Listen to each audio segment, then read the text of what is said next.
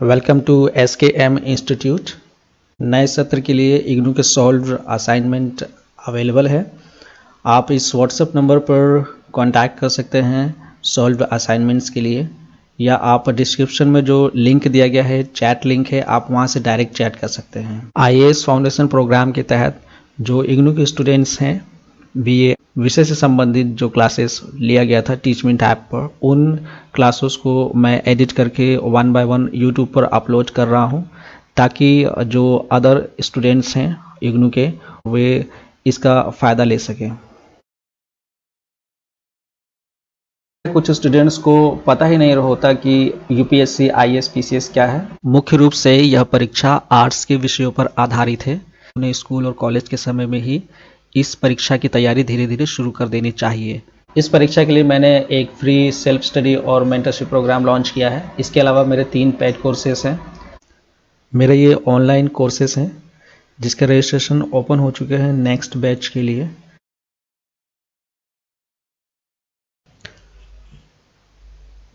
प्राचीन भारतीय इतिहास के स्रोत।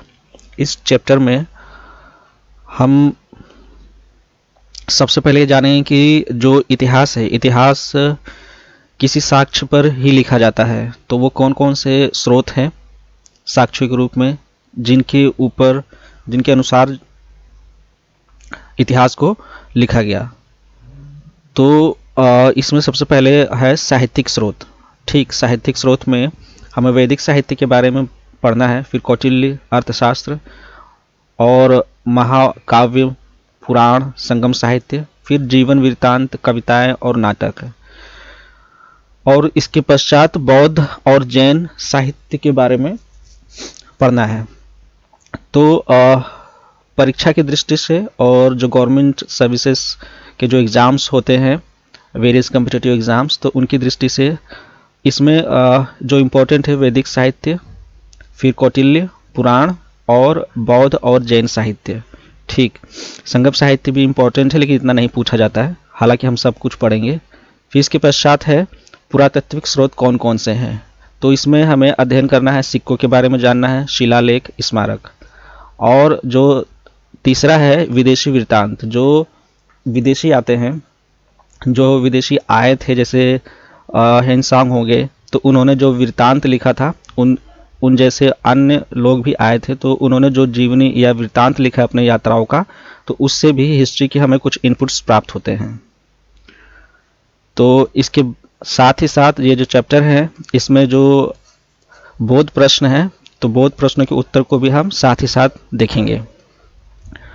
इस चैप्टर को पढ़ने के पश्चात आप क्या जान पाएंगे कि प्राचीन भारतीय इतिहास के पुनः निर्माण हेतु विभिन्न प्रकार के स्रोत कौन कौन से थे, साहित्यिक स्रोतों के उपयोग से जुड़ी समस्याएं क्या थीं, प्राथमिक और द्वितीय स्रोतों के बीच क्या अंतर होता है, धार्मिक और गैर धार्मिक ग्रंथ और इतिहासकार के लिए उसकी उपयोगिता क्या है, भारतीय संदर्भ के पुरातात्विक स्रोत साहित्यिक स्रोतों से अधिक विश्वसनीय क्यों हैं।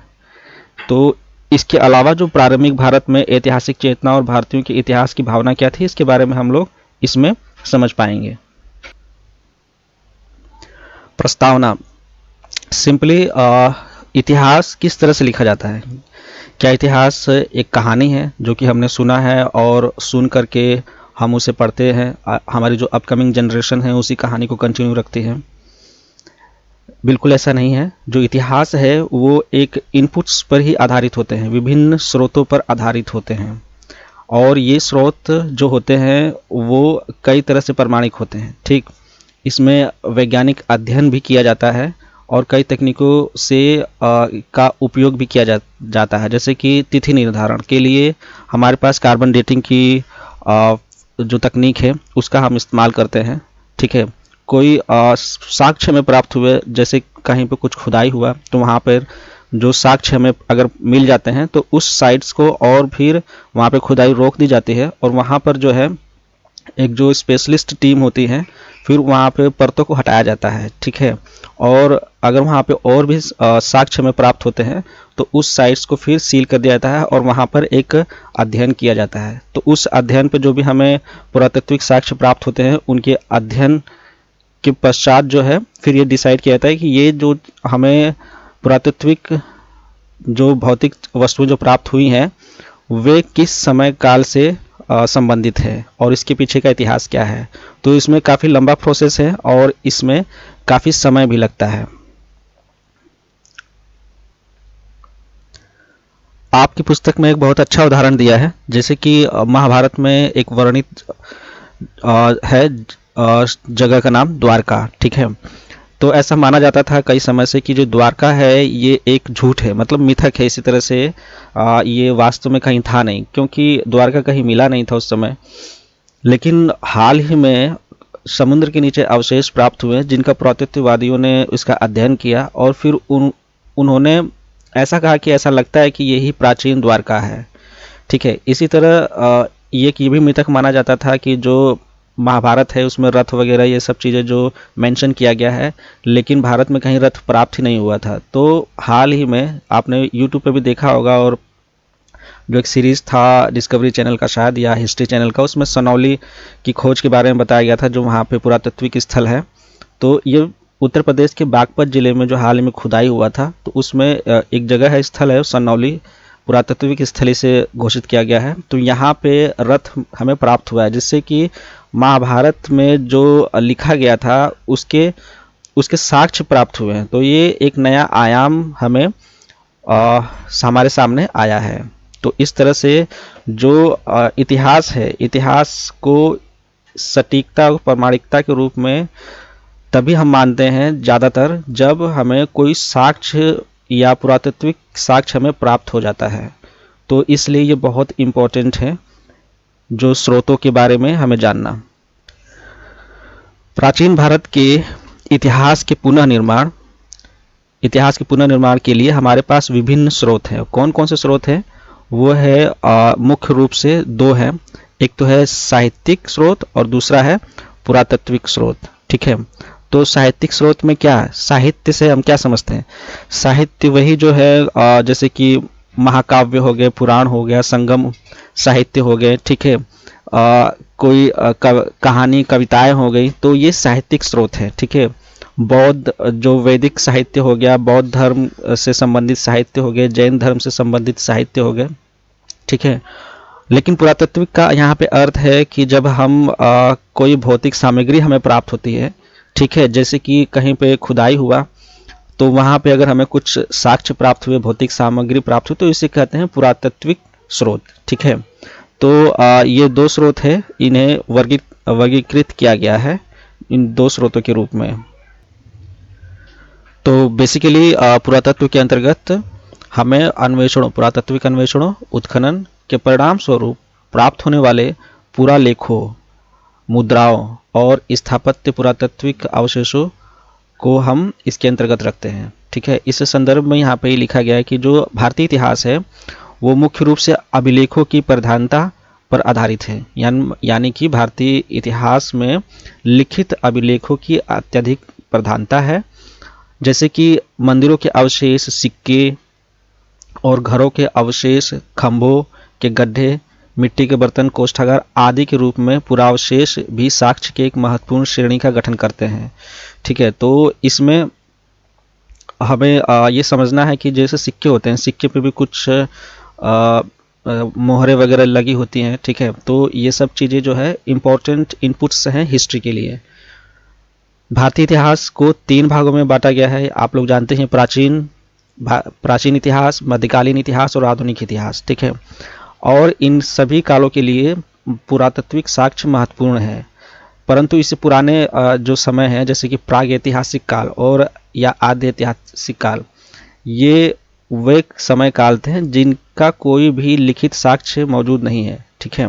कोई लेखन इनके पास इस समय नहीं था, ठीक है। तो ऐसे समय में उस समय के जो भी साक्ष्य हमें पुरातात्विक साक्ष्य प्राप्त होते हैं, तो ये भी एक बहुत महत्वपूर्ण इनपुट्स हमें इसको बोल सकते हैं कि एक महत्वपूर्ण स्रोत है, ठीक है। अच्छा, स्रोतों को दो स्रोतों में विभाजित किया गया है, जैसे पहले को प्राथमिक स्रोत कहते हैं और दूसरे को द्वितीयक स्रोत कहते हैं, ठीक है। तो प्राथमिक स्रोत उन्हें कहते हैं जो हमें डायरेक्ट कह सकते हैं कि वो साक्ष्य हैं जो कि हमें उत्खनन के पश्चात प्राप्त हुए हैं, ये एक तरह से पुरातात्विक साक्ष्य होते हैं। ठीक है, ये ज़्यादा रिलायबल होते हैं, इसलिए इन्हें प्राथमिक स्रोत कहा जाता है। तो ये कौन कौन से, जैसे कि सभी पुरावशेष, जैसे कि मंदिर से मिले अभिलेख, मतलब ऐसा अभिलेख, कुछ लिखित साक्ष्य जो मंदिर से मिले हैं, और जैसे लिखित दस्तावेजों के रूप में ताल पत्र हो गए, यानी कि ताड़ के पत्ते की पांडुलिपियाँ होती थी पुराने समय में। ठीक है, तो ऐसा कुछ हमें अगर पांडुलिपि मिलती है, और जैसे कि खंभों, चट्टानों, तांबे की तश्तरी, मृदमांड आदि पर शिलालेख हो। ठीक है, तो ऐसे लेख जो इन जगहों पे लिखे गए हैं पुराने समय में और वो हमें प्राप्त होते हैं, तो उन्हें हम प्राथमिक स्रोत कहते हैं। और इस प्राथमिक स्रोत पर जो भी हमें साक्ष्य प्राप्त हुए हैं इस तरह के, उनके ऊपर अगर कोई किताब लिखी जाती है या कोई इतिहासकार अपनी किताब छाप दे, ठीक है, तो उन्हें क्या बोलते हैं, या कोई शोधकर्ता उसको उपयोग में ला करके उस कुछ कंक्लूजन निकाले, तो उन्हें हम द्वितीयक स्रोत कहते हैं। क्या कहते हैं? द्वितीयक स्रोत। ठीक है, तो ये प्राथमिक स्रोत और द्वितीयक स्रोत को आप ध्यान में रखिएगा। ठीक है, तो लिखित प्राथमिक स्रोत दो प्रकार के होते हैं। पहला तो होता है पांडुलिपि, शिलालेख। ठीक है, दोनों एक ही चीज है। ठीक है, या तो शिला पे कोई लेख लिखा हो, या जो ताड़ पत्र है, पांडुलिपियां हैं, उस पे कुछ लिखा होता है, तो उसे हम पांडुलिपि कहते हैं। और दूसरा है प्रकाशित सामग्री। ठीक है, अब ये प्रश्न है, बहुत प्रश्न एक, इसका आंसर आप लोग आसानी से दे सकते हैं। प्रश्न है कि संक्षेप में उन दो श्रेणियों पर चर्चा करें जिनमें प्राचीन भारतीय इतिहास को जानने के स्रोतों को विभाजित किया गया है। तो हम जानते हैं कि दो प्रकार के स्रोत हैं, एक है पुरातात्विक स्रोत और दूसरा है जिसे बोला जाता है कि साहित्यिक स्रोत। ठीक है, तो दो प्रकार के स्रोत हो गए, पुरातात्विक स्रोत और साहित्यिक स्रोत। ठीक है, और इन्हें भी जो है दूसरे एक तरह से बोला जा सकता है कि इसे हम प्राथमिक स्रोत और द्वितीयक स्रोत के नाम से भी जानते हैं। ठीक है, तो इस प्रश्न का उत्तर देने के लिए यहाँ से उठाइए कि प्राचीन भारत के इतिहास के पुनर्निर्माण के लिए हमारे पास विभिन्न स्रोत हैं। ठीक है, उन्हें मुख्य दो श्रेणियों में वर्गीकृत किया गया है। पहला है साहित्यिक स्रोत और दूसरा है पुरातात्विक स्रोत। और ये दो पैराग्राफ जो है साहित्यिक स्रोत के अंतर्गत वैदिक, बौद्ध, जैन साहित्य, महाकाव्य, पुराण, संगम साहित्य, प्राचीन जीवनियाँ, कविता और नाटक शामिल किए जा सकते हैं। दूसरा है पुरातत्व के अंतर्गत हम पुरातात्विक अन्वेषणों, उत्खनन के परिणाम स्वरूप प्राप्त होने वाले पुरालेखों, मुद्राओं और स्थापत्य पुरातात्विक अवशेषों पर विचार कर सकते हैं। ठीक है, तो ये दो पैराग्राफ को इंक्लूड करना है। इसके अलावा इसमें ये इंक्लूड करना है कि स्रोतों को प्राथमिक और द्वितीयक के रूप में भी विभाजित किया जा सकता है। सभी पुरावशेष, मंदिर से मिले अभिलेख, लिखित दस्तावेज जैसे कि ताल पत्र, ठीक है, खंबे, चट्टानों, तांबे की तश्तरी, मृदमांड आदि पर शिलालेखों को प्राथमिक स्रोत कहा जाता है। और इनके ऊपर जो इतिहासकारों द्वारा उपयोग करके लेख, किताबें या लिखित इतिहास के सभी रूप को लिखने के लिए किया जाता है, जो बाद के शोधकर्ताओं द्वारा उपयोग किए जाते हैं, और इसलिए इन्हें द्वितीयक स्रोत कहे जाते हैं। तो लिखित प्राथमिक स्रोत दो प्रकार के होते हैं। पहला है पांडुलिपि, शिलालेख और प्रकाशित सामग्री। तो बेसिकली क्या है कि जो प्राथमिक स्रोत है तो उसमें पांडुलिपि, शिलालेख वे जो अपने मूल रूप में मौजूद है उन्हीं को दोबारा से छाप देना, मतलब कुछ भी उसमें एडिट्स नहीं करना, जो सेम जो मटेरियल था, जो कंटेंट था, उसको दोबारा से प्रकाशित कर देना। ठीक है, तो ये प्राथमिक स्रोत कहलाएंगे। ठीक है, तो प्राथमिक स्रोत या तो अपने मूल रूप में हो सकता है, उसी ताड़ के पत्ते में जो है पांडुलिपि के रूप में, या शिलालेख के रूप में। ठीक है, लेकिन उसको अगर हम सेम कंटेंट को प्रकाशित कर दे, ठीक है, तो इसे भी प्राथमिक स्रोत कहा जाएगा। तो प्राथमिक स्रोत जो है दो प्रकार के होते हैं, मतलब लिखित प्राथमिक स्रोत जो है उनको दो प्रकार से होते हैं वास्तव में। इसे पांडुलिपि कह देते हैं या शिलालेख, या तो हम उसे जो उसके मूल कंटेंट हैं उसको हम प्रकाशित कर दें किसी पुस्तक के रूप में। ठीक है, तो ये जो है पहला प्रश्न जो है यहाँ पे सॉल्व हो जाता है। अब ये जो नेक्स्ट टॉपिक है साहित्यिक स्रोत, तो हमें देखेंगे कि साहित्यिक स्रोत कौन कौन से हैं।